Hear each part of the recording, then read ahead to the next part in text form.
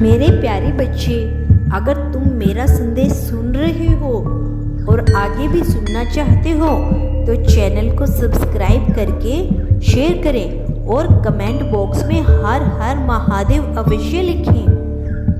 कोई हमारी निंदा करे, कोई हमें वंदन करे या कोई हमसे संसारिक कामना पूर्ण करने की आश रखे, हमें उससे भी ऊपर उठना है। योग मार्ग पूरी विकट एवं आसक्ति का मार्ग है। जिनको मुक्ति जीवन मुक्ति पानी है उनको आगे ही आगे चलते जाना है। हमें संयम करके स्थिर कमजोर नहीं बनना है, न ही हमें उमंग उत्साह छोड़ना है। मेरे प्यारे बच्चे, जितनी भौतिक आशाएं उतनी आपदा बढ़ती है, जितनी संयम उतने शोक दुख बढ़ते हैं।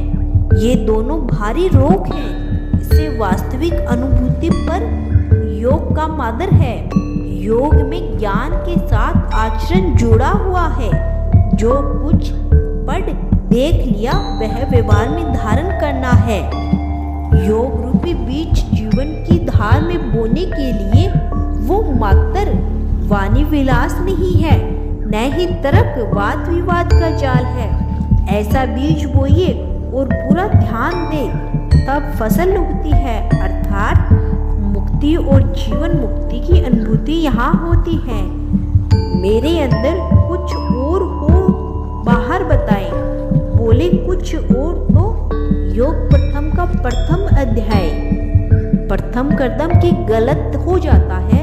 इसमें सिर्फ रटने की बात है नहीं, पंडित के शिव की बात नहीं, लेकिन मुख में से जो उच्चारण करते हैं वह उच्चारण में लाना और देखना कि इस विचार उस शब्द के पीछे मूल दृष्टिकोण क्या है, सत्य है या असत्य, ये परखना।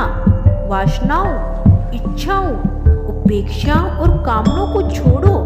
मेरे प्यारे बच्चे, मन ही मन में इसे उपराम होते जाओ, तब आध्यात्मिकता की मंजिल को सिद्ध कर सकते हैं। मान सम्मान तो व्यर्थ का धंधा है। औरों को बदलना छोड़ो, खुद को हमें बदलना। आत्म उन्नति के लिए आध्यात्मिक पथ पर चलना। जो जैसा है उसको वैसा ही कर लेना स्वीकार। स्वयं कल्याण के मार्ग पर ना टकराइए संस्कार। नहीं किसी की गलती, अपनी जगह सब सही है। बात ये जिसने माने शांत रहता केवल वही है। कर्म करे कैसा भी हमें अपने लिए करते हैं। कभी पुण्य मिलता है, कभी जुर्माना हम भरते हैं। अपनी विशेषताओं से सब लोग बड़े संपन्न हैं, लेकिन मन में ना हो उसका अहंकार उत्पन्न। केवल अपनी प्रशंसा पर निर्भर हमें न रहना है। निर्मित भाव की धार में होगा हमको बहना है। सबको बराबर समझे, मन में ना हो भेदभाव। छोटा बड़ा सबको संप्रीतित, सदा ही रहे संभाव। इच्छाओं से मुक्त रहे।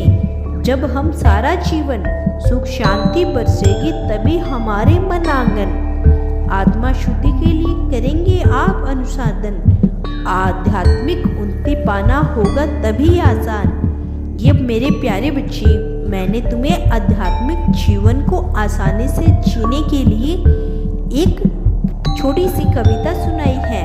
अगर तुमने ध्यान से सुना है और ध्यान में रखोगे तो तुम्हारे जीवन में खुशियों को आने से कोई नहीं रोक सकता।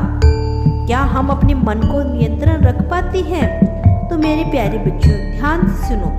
तो फिर सकारात्मक परिवर्तन कैसे कहते हैं, इसे समझने के लिए पहले हमें यह जानना होगा कि हम कौन हैं। हम वास्तव में शरीर को चलाने वाली, शरीर से भिन्न एक चेतन आत्मा है। आत्मा की 3 सूक्ष्म शक्तियां हैं, मन, बुद्धि और संस्कार। इन तीनों शक्तियों में वैचारिक, वाचिक और कार्मिक कल पर सकारात्मक परिवर्तन लाना ही पॉजिटिव चेंज है। यह हम सब कर सकते हैं और इसमें सभी का फायदा है। मन क्या है, मन का परिवर्तन कैसे करें? मन विचार शक्ति का नाम। क्या हम हमेशा सकारात्मक सोचते हैं? क्या हम मन पर नियंत्रण रख पाते हैं? अगर हम हमारे अनुसार चलता है तो पॉजिटिव चेंज है। हम यदि मन में गुलाम बनाकर चलते हैं तो ये पॉजिटिव नहीं, नेगेटिव चेंज है। संकल्प से हमारा कर्म हमारा भाग्य बनता है। संकल्प से ही हम महानता अथवा पतन की ओर जाते हैं। यह सीढ़ी चढ़ना उतरना संकल्पों से ही है। तो क्या संकल्प को इतना महत्व देकर उन्हें खर्च करते हैं? मन में विकार युक्त संकल्प चला, उसको दबा दिया तो उसका मुख पर लाकर वर्णन कर दिया। ऐसे संकल्प को कर्म में लाकर किसी का नुकसान कर दिया, किसी को दुख दे दिया, तो यह विकार है। युक्त संकल्प हमें सारे दिन उड़ते बैठते चलते फिरते कितने संकल्प करते हैं। हमारी सब गतिविधियां संकल्प से ही तो होती है। विचारों में 3 चीज शामिल है, इच्छाएं, समृद्धि, सेवक। मेरे प्यारे बच्चे, अगर तुम मुझ पे मानते हो और मुझ पर विश्वास रखते हो तो मेरी वीडियो को लाइक करके चैनल को सब्सक्राइब कर और कमेंट बॉक्स में हर हर महादेव अवश्य लिखना।